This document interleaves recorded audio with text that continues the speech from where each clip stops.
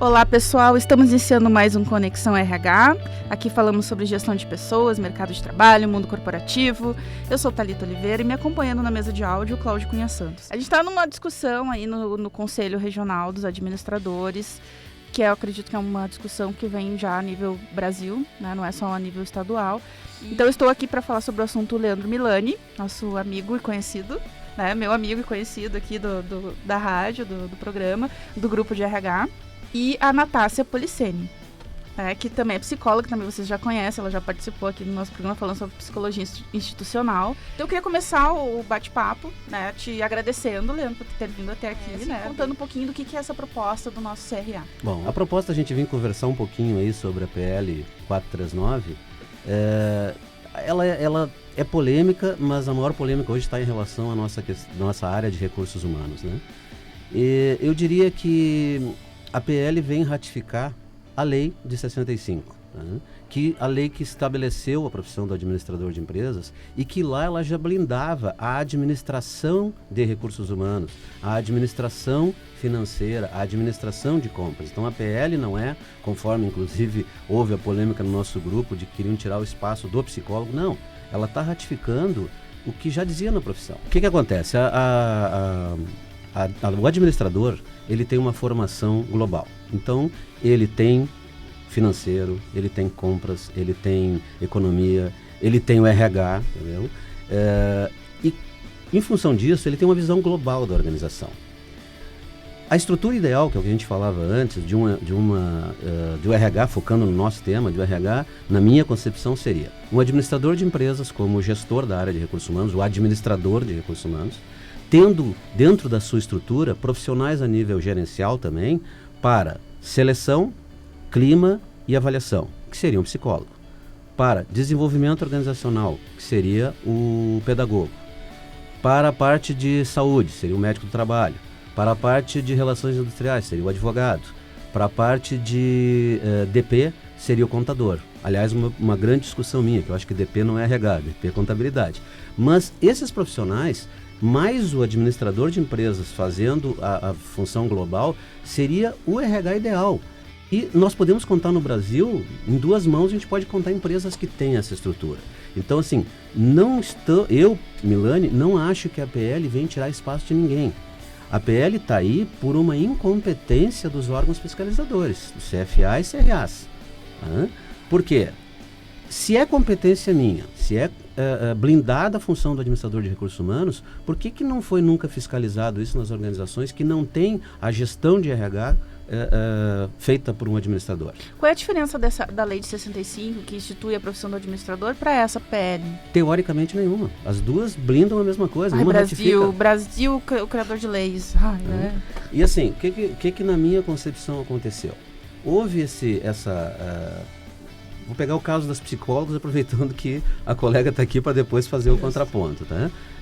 As psicólogas, que já fazem seleção de uma forma muito qualificada nas organizações, em algumas organizações, por solicitação da própria empresa, e às vezes, muitas vezes por questões até econômicas, questões de custo, elas foram galgadas a cargos gerenciais das organizações. Muitas, brilhantemente, buscaram formação em gestão para aprimorar isso e tomaram posições brilhantes. Eu conheço excelentes psicólogos que são gerentes de RH, em várias organizações grandes, prefiro não citar os nomes aqui, mas várias organizações em que a gerente é um RH. Agora, já encontrei gerente de RH engenheiro, advogado, vários, e muito recentemente encontrei uma médica.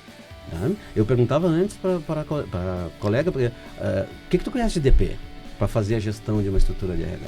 Então, assim, não está com a proposta da PL, não está se tirando o espaço dos psicólogos. Lá no grupo houve uma discussão de uma pessoa que tem uma consultoria, que na consultoria dela ela faz o quê? Recrutamento e seleção, avaliação de desempenho, coach. Nada disso é a função do administrador. Então ela pode permanecer, nós não vamos tirar o espaço dela para isso.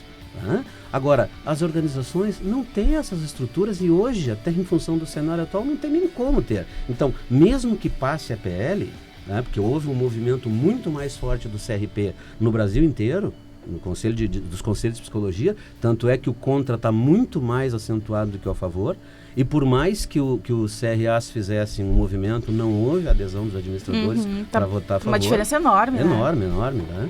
Então, o que acontece com relação a isso? Mesmo que passe a PL, na prática, no mercado, não vai mudar nada. Né? Então, assim, não se está tirando esse espaço. Me conta aí qual é a tua visão como psicóloga, né, a respeito desse projeto. Eu estudei já ele, né, a PL já faz um tempinho, estudei de novo, né, e as minhas visões sobre ele já mudaram em alguns momentos, assim. No começo eu achava, não, eles estão realmente só para ajustar a questão da profissão, mas depois de mais uma lida eu, vou concordar com alguns profissionais da minha área que dizem que parece sim uma reserva de mercado, né. A minha opinião específica sobre isso não é assim se o psicólogo vai estar sendo tirado do mercado ou não, ou se o advogado, o pedagogo, engenheiro, médico vai estar sendo tirado. Mas assim, eu fico me perguntando, qual é a legitimidade dos processos de RH dentro das instituições, né? Como é que eles estão legitimados? Ou eles estão se prestando ao serviço que foi prometido ali no começo, né? Então, ali na PL diz sobre algumas atividades do administrador que têm que ser feitas pelos administradores para garantir que isso seja feita da melhor maneira possível, mas me parece que o próprio CLT, por exemplo, já garante que essas atividades sejam realizadas de uma maneira dentro da lei ou da melhor forma possível.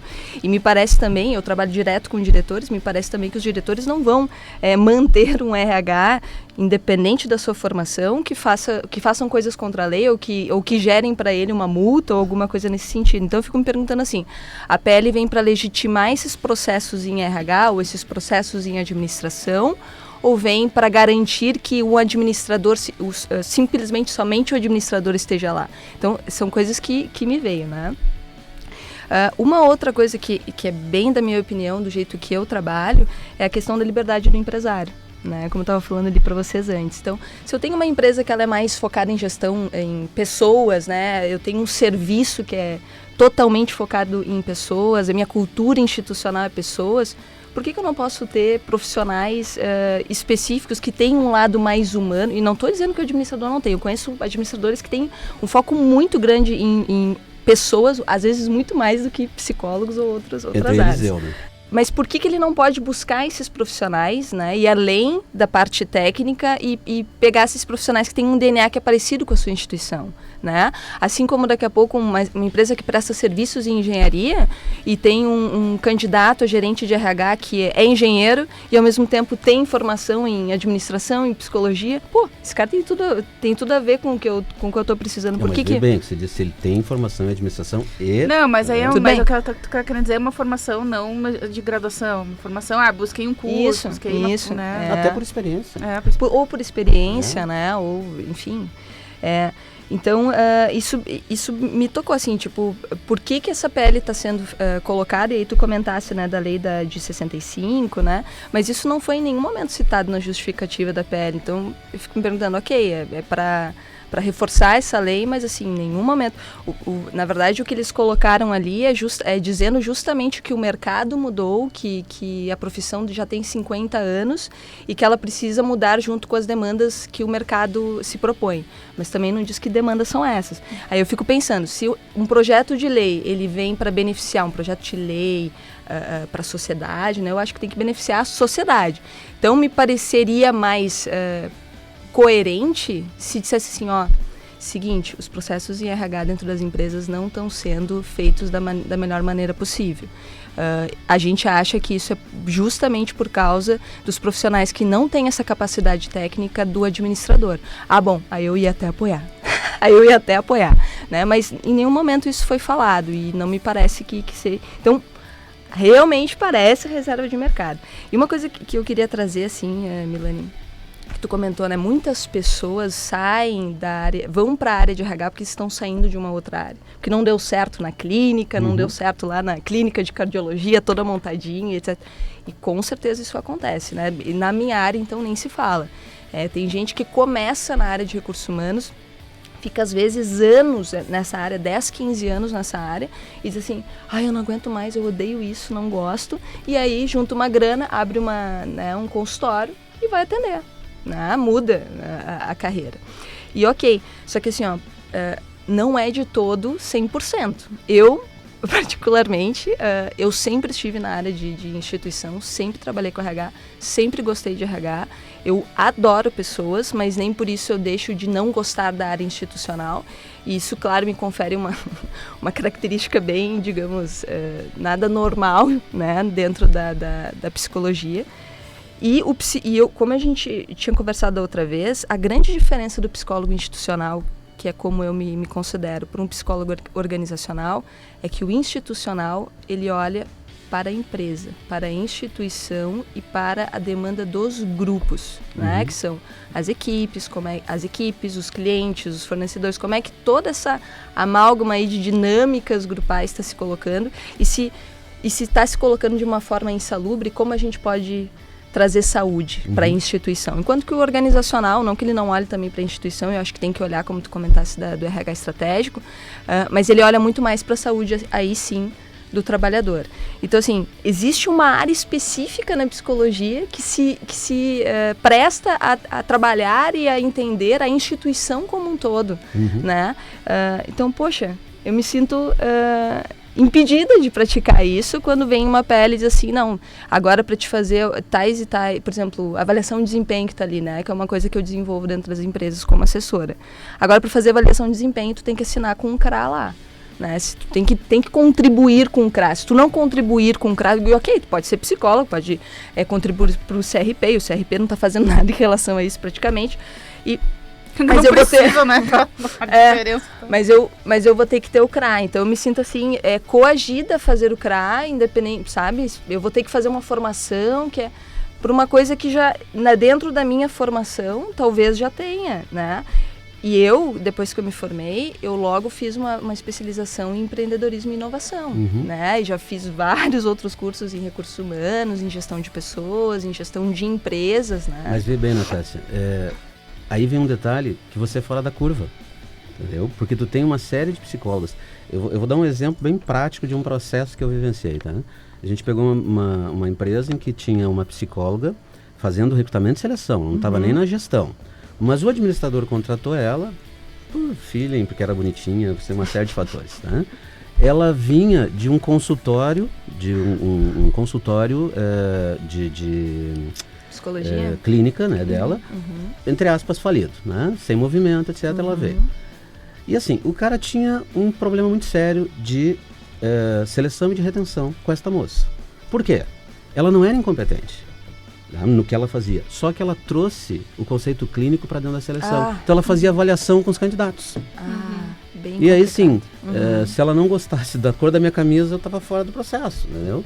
Então, volto a dizer, você é fora da curva. Eu não estou dizendo, e cheguei a fazer um comentário que eu conheço vários administradores de recursos humanos com este cargo dentro de organizações, ou gerentes, ou diretores, ou executivos maiores, sei lá eu, né? Que são psicólogos, que são engenheiros e que são excelentes profissionais. Por quê? Porque buscaram uma qualificação adicional. E com essa pele a gente não vai estar tirando o espaço dessas pessoas que são altamente qualificadas e às vezes têm uma carreira brilhante e muita experiência, mais do que esse cara que tem o CRA, que se formou e está entrando agora no mercado. Mas a minha dúvida é o seguinte, em 1965 foi criada a Lei 4.769 e até hoje ela não é efetivamente cumprida. Será que a PL...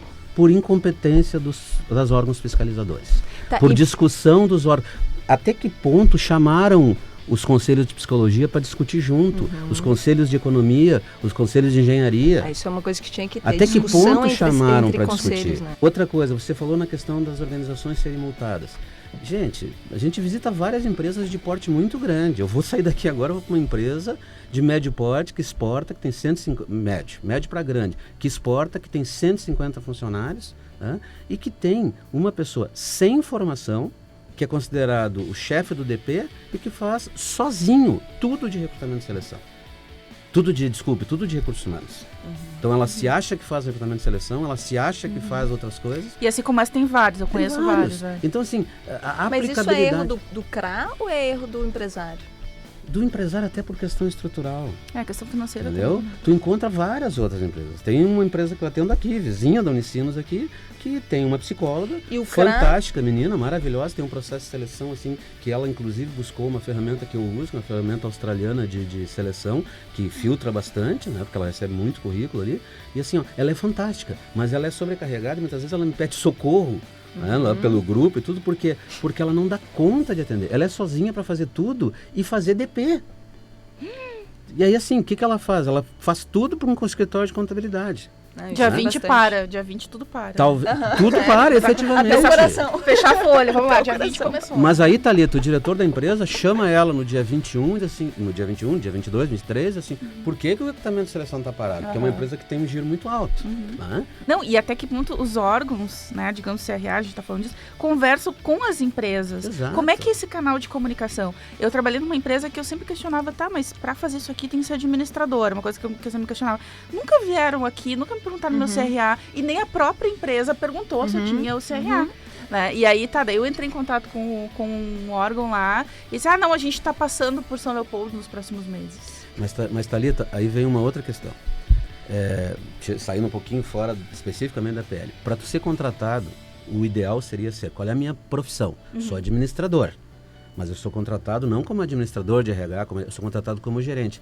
Porque tem um detalhe, se tu fores ler a lei lá de 65, no momento em que eu sou contratado como administrador de qualquer uma das áreas, tudo muda, eu sou corresponsável. Se a empresa quebrar, eu sou corresponsável junto com ela. Mas eu tenho que pagar o salário que o CRA diz que o administrador tem que pagar. Aí o empresário olha com esse salário, não, vou pagar 1.400. Exatamente. Não vou pagar, nem sei quanto é que tá esse salário. 400, Tu lembra? Pagar 1.400. Eu não sei se tu tá no grupo também, né? Tô. Eu não sei se vocês são tudo, eu sei que é daquele tempo que foi lançada uma discussão e eu botei lá o que as pessoas achavam que seria o salário ideal de um gerente de RH de uma empresa de médio porte. Quando eu falei que era de 8 a 13 mil, quase apanhei de todo mundo. Milani, me manda essa referência, porque eu tenho que brigar aqui na empresa, porque eu não ganho isso. Qual é o salário médio de um gerente no mercado hoje aqui? 4 mil, 5 mil, 6 mil? Por aí. Tu tem algumas que saem fora da curva, né? Que aí... Mas daí normalmente são multinacionais que já tem uma política. Ou a pessoa já está há 15 anos no mesmo cargo. Daí decide. Talvez, gurias, essa questão da lei possa, de alguma forma, se houver uma fiscalização efetiva, gerar um outro mercado que é o da terceirização. Então o empresário vai preferir tirar a seleção lá de dentro e jogar para uma empresa séria de seleção, que também tem agência de emprego e tem consultoria de seleção. E aí tira a responsabilidade. Mas aí talvez tu esteja gerando, pode estar blindando a área, né? Gerando uma reserva de mercado, mas pode estar gerando um outro mercado. Exato. E aí por isso que eu acho que aí estamos concordando, né? Que daqui a pouco a discussão principal deveria ser com os empresários. Exato. Porque são eles que são os caras responsáveis por estruturar toda a empresa, né? E por se responsabilizar, né? De que tudo corra da maneira correta, né? Só que essa PL é para os administradores. É que daí fica... Eu iniciei meu discurso, né? Daqui a pouco eu vou levar xingão, mas é um corporativismo, Sim, né? É uma corporativismo. Assim como eu acredito que os psicólogos se defendam, como os administradores se defendam, como a minha tribo se defende, né? É de uma maneira... A gente estava nesse mundo de política e de cada um meio que pensar no seu. Mas eu acho que a discussão, ela é sempre... se é para trazer algo... Por exemplo, aqui a gente está discutindo e chegamos num ponto, poxa... A gente tinha que falar com o empresário. Se a gente não tivesse trazendo os pontos de vista diferentes, a gente não chegaria nesse papo ou nesse final, né? Em relação aos empresários, conversar com os outros conselhos. Os outros os conselhos estarem juntos. Quero agradecer, Leandro Milani, Natácia Parecene. Obrigado pela participação de vocês. E eu vou encerrando por aqui. Uma boa semana. Fui!